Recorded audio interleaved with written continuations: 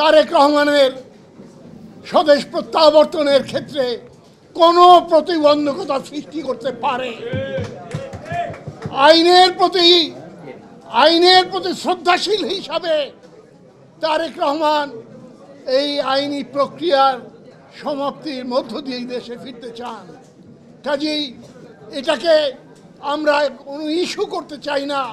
শুধু আমাদের উদ্বেগ, আমাদের ভালোবাসা, তার প্রতি আমাদের অকুণ্ঠ সমর্থন প্রকাশ করার জন্য আমরা সরকারের উপরে চাপ সৃষ্টি করতে চাই।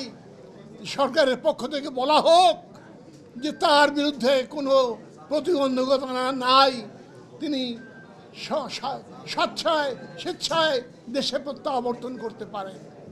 বন্ধুগণ, এই সরকার আজ দেশকে একটা অগ্নিগর্ভ পরিস্থিতির দিকে ঠেলে নিয়ে যাচ্ছেন। আমার আগে 12 দলীয় জোটের নেতৃবৃন্দ যে কথা বলেছেন তার পুনরাবৃত্তি করেই আমার বক্তব্য শেষ করব।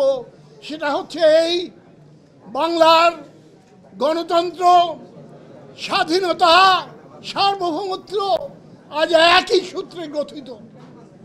আজকে নির্বাচন, আজকে গণতান্ত্রিক অধিকারের জন্য আমরা যখন লড়াই করছি তখন আমরা চোখ বুজে থাকতে পারি না যখন দেখি বাংলার বুক চিরে এখন নতুন করে করিডোর দেওয়ার চেষ্টা করা হচ্ছে।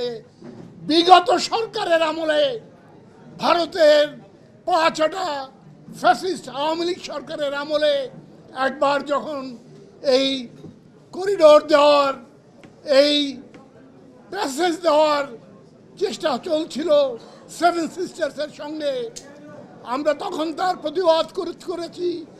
আজও আমরা প্রতিবাদ করব যখন আমার দেশের মধ্য দিয়ে রাখাইন অঞ্চলে করিডোর দেওয়ার, হিউম্যান করিডোর অথবা যে নামেই তাকে ডাকা হোক, সেই প্রচেষ্টা চলবে, আমরা তার প্রতিবাদ জানাবো।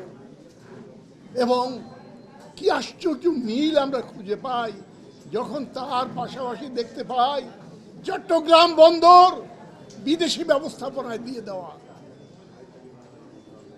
আমরা যখন দেখতে পাই যে বাংলাদেশের দক্ষিণ পূর্বাঞ্চলে আজকে নানান রকম ষড়যন্ত্রের জাল বোনা হচ্ছে।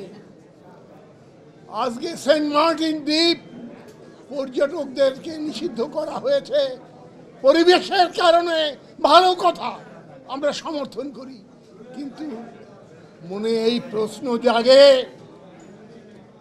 ওই স্থানটির স্ট্যাটাস, পরিবেশ আজকে কি কোন পর্যায়ে গিয়েছে, নানান রকম কথা শোনা যায়। আমরা চাই না কোনো ক্রমেই বাংলার স্বাধীনতা সার্বভৌমত্বকে বিসর্জন দিয়ে কোনো ব্যক্তি অথবা কোনো গোষ্ঠী তাদের স্বার্থ উদ্ধার করবে, আমরা তার বিরোধিতা করব।